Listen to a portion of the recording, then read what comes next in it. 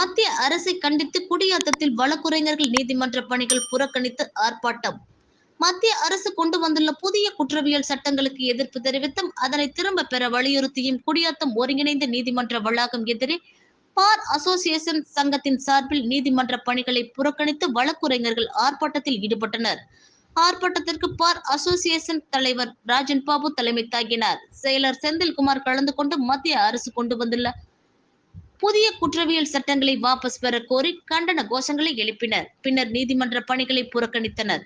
இதில் மூத்த வழக்குரைஞர்கள் சம்பத்குமார், மோகன்ராஜ், யுவராஜ் உள்ளிட்ட மூத்த வழக்குரைஞர்கள் உள்ளிட்ட பலர் கலந்து கொண்டனர். இதனால் நீதிமன்றத்தில் பரபரப்பு ஏற்படுத்தியது. பொதுமக்கள் நலனுக்கான ஆர்ப்பாட்டம். மாற்றாதே ஐபிசி பெயரை மாற்றாதே.